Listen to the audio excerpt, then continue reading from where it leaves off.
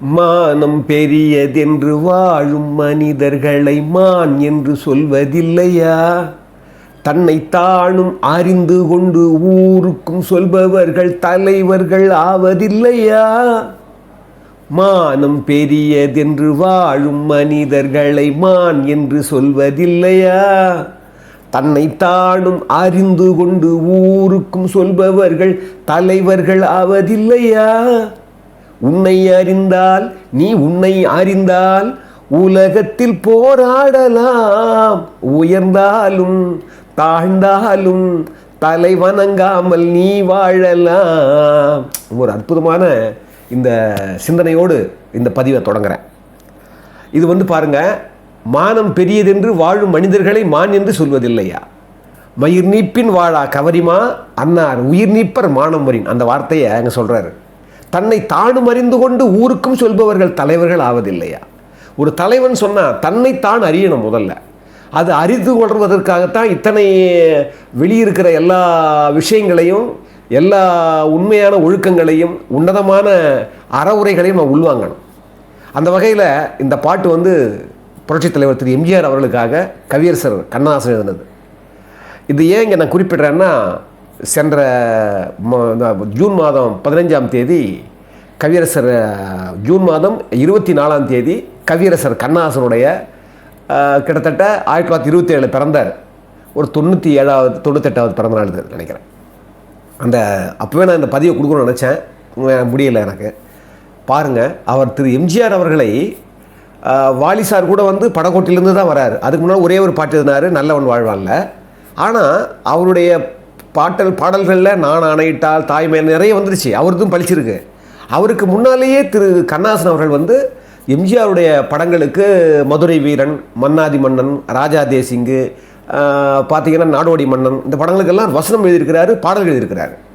அவர் பாருங்கள், அவருடைய பாடல்களில் அவரும் ஒரு உலகம் பிறந்தது எனக்காக, ஓடும் நதிகளும் எனக்காக, மலர்கள் மலர்வது எனக்காக, அன்னை மடியை விரித்தால் எனக்காக. பாருங்கள், அப்போவே திரு எம்ஜிஆர் அவர்கள் ஒரு உலகமளாவிய ஒரு அன்பு கொண்ட ஒரு கருணையாளனாக வரப்போகிறான்றத அதை முதல்லையே அவருக்கு அந்த கவிஞனுடைய வாக்கு பழிச்சு போகுது. அதிலே கூட ஒரு சரணம் வரும். தவழும் நிலவாம் தங்கரதம் தாரகை பதித்த மணிமுகுடம் குயில்கள் பாடும் கலைக்கூடம் கொண்டது எனது அரசாங்கம்னு 61 எழுதிட்டார் அவர். அப்படி பார்த்தீங்கன்னா, ஏன் இதை நான் குறிப்பிட்றேன்னா, ஒரு கவியரசரை எப்படி எம்ஜிஆர் மதித்தார், ஒரு எம்ஜிஆர் அவர் எப்படி மதித்தாருன்னு அப்போ நம்ம ஆரம்ப காலங்களில் 2 பேருக்கும் பயங்கரமான பகை இருந்திருக்கு. அவர் பாடல் எழுதினா கூட பார்த்திங்கன்னா, அவர் முதல்ல திமுகலேருந்து ஈவிகே கூட போயிடுறாரு, ஈவிகே சம்பத் கூட போயிடுறாரு. அதுக்கப்புறம் காங்கிரஸ் இருக்கும்போதெல்லாம் மோசமாக விமர்சனம் பண்ணியிருக்கார். எழுதுனா கண்ணதாசன் தான் எழுதணும்னு சொன்ன எம்ஜிஆர் உண்டு. கண்ணதாசன் எழுதக்கூடாதுன்னு சொல்லிய பிறகு வாலி சார் வராரு. வாலி வந்த உடனே அவர் அவர் தான் இனிமேல் எழுதுவார்னு சொன்ன காலங்களும் உண்டு. ஆனால் அது கூட ஒரு 2.5 வருஷத்துலேயே முடிஞ்சு போது. அப்புறம் மறுபடியும் 1000 ஒருவர் சேர்றாரு. இதெல்லாம் ஏன் நான் குறிப்பிட்றேன்னா, அந்த காலத்து பண்பை பாருங்கள். திரு எம்ஜிஆருடைய பண்பை திரு கண்ணதாசன் அவர்கள் விமர்சிக்கிறார். அதாவது கண்ணதாசன் உங்களுக்கு தெரியும், அவர் ஒரு வரகவி, ஒரு இறைகவியர். ஏன்னா எனக்கு வாலிசார் தான் சொன்னார் நினைக்கிறேன், வாலிதாசர் சொன்னார், நேரில் சொன்னார். ஆதி நாராயணராவ் அப்படின்னு இந்த அஞ்சலி தேவி அம்மா இப்போ இருக்கிறாங்க, அவங்களுடைய ஹஸ்பண்ட். அவங்க அந்த காலத்தில் ப்ரொடியூசர் கம் மியூசிக் டைரக்டர். அவர் ஆதி நாராயணராவ் என்ன பண்ணுவாராம், திரு கண்ணதாசன் அவங்கள பார்க்க போனாங்கன்னா, அப்படி பார்க்க போனால் பார்த்துட்டு திரும்பி வரும்போது அவருக்கு பின்புறமாக பின்புறமாக காட்டி வரமாட்டாராம். அப்படியே பின்னால் போனது போலவே கண்ணதாசனை பார்த்துட்டு அப்படியே திரும்பி வரும்போது அதே மாதிரி வருவாராம். கோயிலில் ஒரு சில கோயில்கள் அது மாதிரி எல்லாம் கேட்பாங்களாம், ஏன் அப்படி வரீங்கன்னு. ஏங்க, சரஸ்வதி கடாட்சம் அங்கே தாங்க இருக்குது, அதை விளக்கிட்டு வரக்கூடாதுங்க, சரஸ்வதி கடாட்சத்தை அப்படியே பார்த்துக்கிட்டே வரணுங்கன்னு வரான். அப்படிப்பட்ட ஒரு வரகன். எத்தனை பாடல்கள், எத்தனை தத்துவங்கள், எத்தனை இயற்கையை பற்றி, இறைவனை பற்றி, நட்பை பற்றி, காதலை பற்றி, சினத்தை பற்றி, எத்தனை பாட்டு, எத்தனை விதமான பாட்டு. அப்படிப்பட்ட ஒரு கவியரசர் புரட்சித் தலைவரை பாராட்டுறாரு. என்ன தெரியுமா பாராட்டுறாரு? அந்த எம்ஜிஆர்னு சொல்லும்போது மேக்னமிட்டி அண்டு ஜெனராசிட்டி, அதாவது அந்த எம்முக்கு மேக்னமிட்டி, அதாவது கருணையாளன், ஜெனராசிட்டி பெருந்தன்மையாளன். பாருங்கள், அந்த எம்ஜின்ற பேருக்கு அந்த 2 தான் அர்த்தம்ன்றாரு கவிஞர் கண்ணதாசன் 1978 அவரை பற்றி குறிப்பிடுறாரு. நான் சொல்கிறேன் பின்னால். பாருங்கள், ஏன் நான் குறிப்பிட்றேன்னா, கவியரசர் கண்ணதாசன் அவர் இன்னொரு குறிப்பு இருக்குது. அதாவது 1964 நெஹ்ரு இறக்குறாரு. அவர் இறந்த பிறகு லால் பகதூர் சாஸ்திரி வராரு. அப்போவும் அவர் அமைச்சராக இருக்கிறார், மத்திய அமைச்சராக இருக்கார். டிடி கிருஷ்ணமாச்சாரி அவர் பேர். அவரை பற்றி படித்தவங்களாம் தெரியும். அவர் ஜவஹர்லால் நேருடைய ஒரு இன்டிமேட் ஃப்ரெண்ட் அவர். அப்படிப்பட்டவர் வரும்போது ஒரு அரசியல் சார்ந்த ஏதோ ஒரு குற்றம் சாட்டப்பட்டு அவர் பதவி விலகிறாரு. பதவி விலகி சென்னைக்கு வந்துடுறாரு டிடி கிருஷ்ணமாச்சாரி. வந்த உடனே நான் கண்ணதாசனை பார்க்கணும் அப்படின்னு அவர் சொல்கிறாரு. சொன்ன உடனே இந்த செய்தி கேள்விப்படுறார் கண்ணதாசன். எவ்வளோ பெரிய ஆள், ஒரு கர்ம வீரர் காமராஜர், இந்திரா காந்தி அம்மா, ஜவஹர்லால் நேருஜி, இவங்க கூடலாம் ஒரு இணையாக இருந்து ஆலோசனை கொடுத்தவர் என்ன பார்க்கணும்னு சொல்கிறாருன்னு சொல்லிட்டு உடனே பதறி போய் நேராக டிடி கிருஷ்ணமாச்சாரி ஐயாவை பார்க்க போகிறாராம் கவிஞர் கண்ணதாசன். உள்ளே போகிறாராம். கிருஷ்ணமாச்சாரி பார்த்தாராம். அப்படியே எழுந்து வந்து அப்படியே கட்டி பிடிச்சாராம் கவிஞர் கண்ணதாசனை. உடனே இவர் புரியலையா, என்னங்கன்னா கண்ணதாசன், நான் வந்து ஒரு பழியால் நான் வந்து அமைச்சர் பதவியை ராஜினாமா பண்ணிட்டேன். அதுக்கப்புறம் பார்த்தீங்கன்னா எல்லாரும் எனக்கு ஆறுதல் சொன்னாங்க. ஆனால் எந்த ஆறுதலும் வந்து எனக்கு உடன்பட முடியல. அந்த ஆறுதலாக எடுத்துக்க முடியல. எனக்கு தேர்தல் கொடுக்கல. அப்படியே நான் வந்து ஏர்போர்ட்டுக்கு வந்து இங்கே வந்து நேராக வீட்டுக்குள்ளே நுழையிறேன். ரேடியோ பெட்டியில், வானொலி பெட்டியில் ஒரு பாட்டு வந்தது. அந்த பாட்டை கேட்ட உடனே அப்படியே எனக்கு எல்லாமே பறந்து போச்சு. எல்லா துன்பங்களும் எல்லா கவலைகளும் பறந்து போச்சு. அந்த பாட்டு தான் போனால் போகட்டும் போடா, இந்த பூமியில் நிலையாய் வாழ்ந்தவர் யாரடா, வாழ்பவர் யாரடா சொல்லி அது ஒரு பாட்டு. அந்த பாட்டு வந்து கேட்ட உடனே எனக்கு எல்லா கவலைகளும் போச்சு கண்ணதாசன் அப்படின்னாராம். அப்பேற்பட்ட ஒரு மனிதர், மாமனிதர், ஒரு சாதாரண அந்த போனால் போகட்டும் போடா, பூமியில் நிலையாய் வாழ்ந்தவர் யாரடா அப்படின்னு சொன்னதை அந்த 2 வரி அவரை வந்து உலுக்கிடுச்சின்னு சொல்லுவார் அவர். ஏன்னா அப்படிப்பட்ட கவியரசர் சொல்கிறாரு 1978 இவர் மேலே வந்து அவ்வளவு பகைமை இருந்தது. அதுக்கப்புறம் இருந்தால் கூட பின்னால் வரும்போது காமராசன், முத்துலிங்க ஐயா, அந்த பக்கம் பார்த்தீங்கன்னா வாலிசார் முதலே இருக்கிறாரு. அதுக்கப்புறம் அவினாசி, நிறைய கவிஞர்களை உருவாக்குறாரு, புலமைப்பித்தனை உருவாக்குறாரு, நிறைய பேர் வராங்க. ஆனாலும் பாருங்கள், அவர் 1977 திரு எம்ஜிஆர் அவர்கள் சிஎம் ஆகிறாரு. ஆனால் ஒரு வருடத்துக்குள்ளே திரு கவியரசர் கண்ணதாசனை வந்து அவர் அரசவை கவிஞராக நியமிக்கிறார். இது குறித்து கூட கவிஞர் முத்துலிங்க ஐயா கிட்ட எங்களை சொன்னார் ஒரு தடவை. அப்போ பாருங்கள், 56 படத்துக்கு, தனி படத்துக்கு திரு கவிஞர் வாலி பாட்டு எழுதியிருக்கிறார். அது மட்டும் இல்லை, அவருடைய மீட்டிங்கெல்லாம் கண்ணதாசன் எதிர்த்தே பேசியிருக்கிறார். அது மட்டும் இல்லை, வாலி வந்து கண்ணதாசனுக்கு ஆப்போசிட்டாக பாடம் எழுத வச்சு பெருசாக ஜெயிச்சவர் திரு எம்ஜிஆர் அவர்கள். அப்படிப்பட்ட வாலிக்கு கொடுக்கல, கண்ணதாசனுக்கு அரசவை கவிஞராக கொடுத்தாரு அப்படின்னு அந்த விஷயம் போகும்போது அவர் முத்துலிங்க சொல்கிறார் அந்த விஷயத்தை. வாலி கூட வருத்தப்பட்டார். அப்போ வந்து அவர் கொடுக்கல அரசவை கவிஞன் சொன்ன உடனே அப்போ திரு எம்ஜிஆர் சொன்னாராம், கண்ணதாசன் அவர் வந்து முறைப்படி தமிழ் படித்தவர், முறைப்படி இலக்கணம் படித்தவர். வாலி இலக்கணம் படிக்கலையே.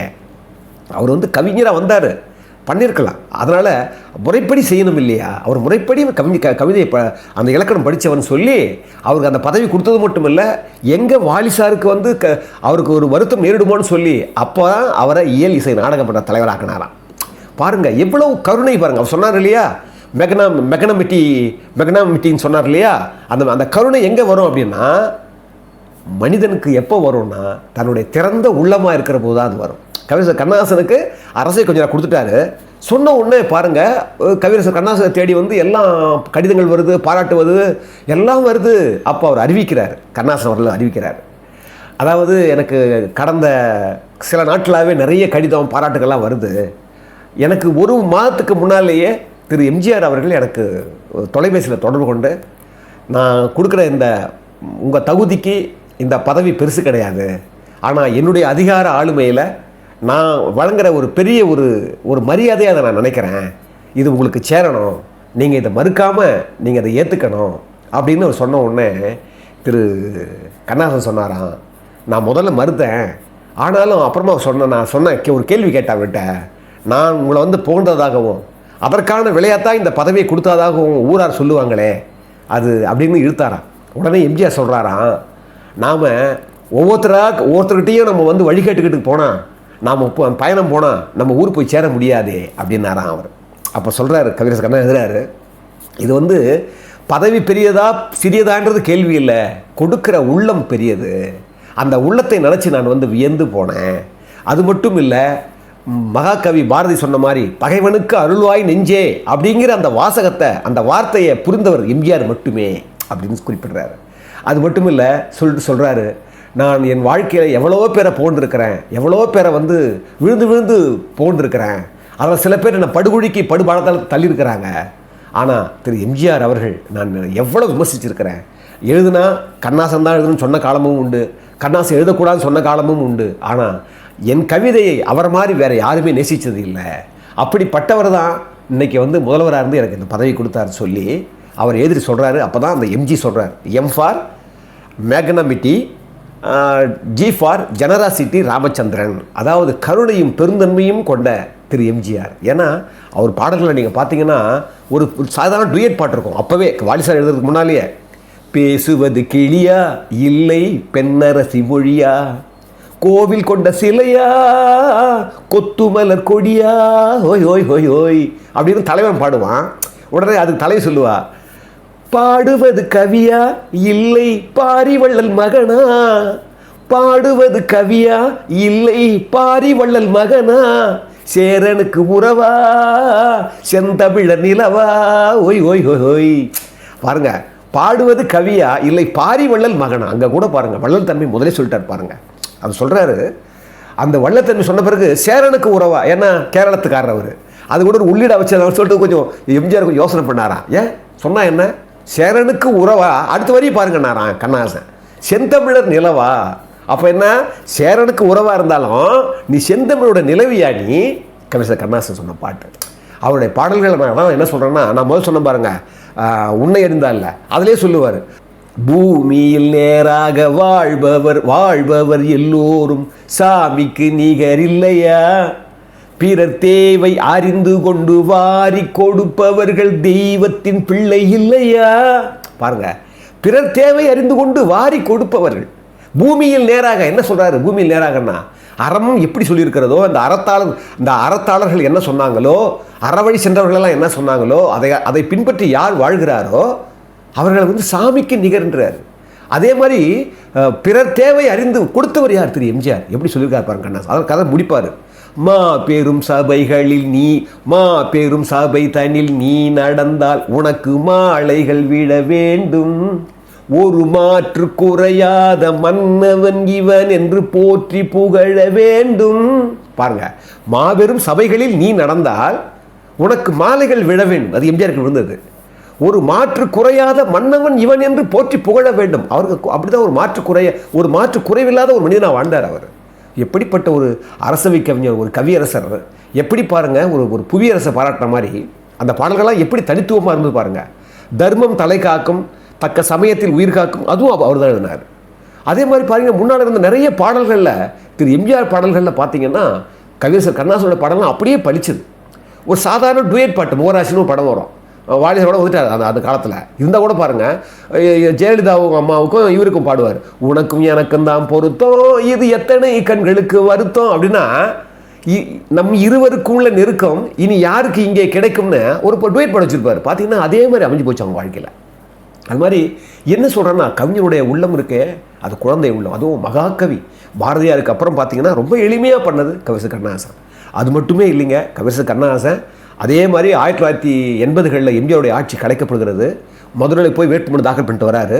அப்போ கவிஞர் கண்ணதாசன் வந்து குமுதம் இதழுக்காக இந்த வாரம் சிந்தித்தேன்னு ஒரு தொடர் எழுதுறாரு. அப்போ அந்த வாரம் ஒரு ஞாயிற்றுக்கிழமையில் போய் சந்திக்கிறாரு. கிட்டத்தட்ட 1.5 மணி நேரம் திரு எம்ஜிஆர் அவர்கள் வந்து சந்திக்கிறாரு. கூட ஒரு கலைவாணன் சொல்லி இவருடைய புள்ள, கண்ணதாசனுடைய புள்ள நடிக்கிறார். அப்போ அவர் கொண்டு போகிறாரு. 1.5 மணி நேரம் பேசுகிறார். அதை பற்றி அவர் எழுதுறாரு விரிவாக. என்ன சுறுசுறுப்பு, அந்த சுறுசுறுப்பு குறையலை, அந்த ஒரு பளிச்சுத்தன்மையாக இருக்கிற அந்த பளபளப்பு குறையலை, உற்சாகம் குறையலை. அப்படிப்பட்ட ஒரு எம்ஜிஆரை நான் பார்த்தேன். அவர் வந்து ஒரு சச்சிலாக இல்லாமல் இருக்கலாம், ஆனால் ஜனங்களுடைய மனோபாவத்தை அவ்வளோ துல்லியமாக இடம் போட்டு இருந்தார். அவர் கொஞ்சம் கூட அரசியலை பற்றி அலட்டிக்கவே இல்லை.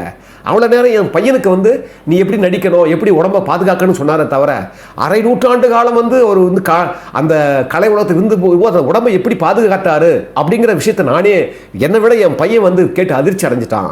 ஏன்னா சில ஆசனங்களை கூட அவர் செஞ்சு காட்டினார். ஒரு கறியும் மீன்லையும் ஒன்றும் கிடையாது, கீரைகள் நிறைய சாப்பிடுன்னு சொன்னார். அவர் சொல்கிறாரு, அவர் அரசியலை பற்றி அலட்டிக்கல. ஏன்னா அவர் வந்து தன்னம்பிக்கையோடு இருந்தார். என்ன காரணம்னா, அவர் கலைச்சிட்டு பிறகு அவர் விட்டு போனாங்க பாருங்க. அப்போ அந்த நாஞ்சில் மனோகரன், பிடி சரஸ்வதி நிறைய பேர்லாம் போயிட்டாங்க. அவங்கெல்லாம் கூட அவர் மேலே ஒரு சிறு குற்றம் கூட சொல்ல முடியல. அது மட்டும் இல்லை, அவர் தெளிவாக இருக்கிறாரு. அவர்கிட்ட வந்து எந்த ஒரு அலட்டும் இல்லாமல் அவர் ஒரு ஒரு நேர்மையான அந்த ஒரு ஒரு ஒரு ஒரு ஒரு அற்புதமான ஒரு ஒரு ஒரு தன்னம்பிக்கை அவர் ஜுவாலை விட்டு இருந்தது முகத்தில் சொல்லிட்டு அதுக்கப்புறம் சொல்கிறார், அவருடைய ஜாதகம் எப்போவுமே அசுர ஜாதகம், அது விழுந்துற மாதிரி தெரியும், நீண்ட கால வீழ்ச்சியை அவர் சந்திச்சதே கிடையாது, அவர் எப்போவுமே அப்படித்தான், அவருடைய வாழ்க்கையில் அவர் என்றைக்குமே அவர் வெற்றியை வந்து அதனால தான் அவர் அசுர ஜாதகமாக இருந்ததால் தான் அவருடைய வாழ்க்கை கலைகுலத்தை கூட அப்படி தான் பயணித்தார்னு சொல்லி அதை முடிப்பார் அவர். அது மாதிரி இந்த உலகத்தில் நாம் வந்து ஒரு கவியரசர் வந்து ஒரு புவியரசை பாராட்டின இந்த இந்த இந்த இந்த அற்புதமான இந்த பதிவை இந்த நேரத்தில் நம்ம அவருடைய கவியரசர் கண்ணாசுடைய பிறந்த நாளுக்கும் திரு எம்ஜிஆர் அவருடைய அவங்க இணக்கமாக இருந்த அந்த அதில் தான் வள்ளுவம் சொல்லும் ஒரு அற்புதமான குரல் இருக்குது. வில்லேர் உழவர் பகைகுளினும் கொள்ளற்க சொல்லேர் உழவர் பகை. வில்லேர் உழவர் அவங்க வந்து வில்லு விடுற அம்பூர்றாம்பர் அவங்களோட பகை வச்சுக்கோ, ஆனால் சொல்லேர் உழவர் பகை கொல்லக்கூடாதுன்னு அது உண்மை உணர்ந்தவர் திரு எம்ஜிஆர். அதிலே 4வது குறளை சொல்லுவார். இது நான் சொல்கிறது 2வது குறள் 88வது அதிகாரம். அதில் வந்து 4வது குறளை சொல்லுவார், பகை நட்பா கொண்டுழுகும் பண்புடையாளன் பகைமைக்கண் தங்கிற்றே உலகு அப்படின்வார். அதாவது பகையை கூட நட்பாக கொடுறாம்பார், அவன் கீழே தான் இந்த உலகம் தங்கும்னு சொல்லி பாருங்கள். அவர் ஆண்டுட்டு போயிட்டார், இன்னும் கூட அவரை பற்றி பேசக்கூடிய சூழ்நிலையை அவர் உருவாக்கிட்டு போயிட்டார். இந்த கவியரசரையும் இந்த புவியரசரையும் நாம் வணங்குவோம்.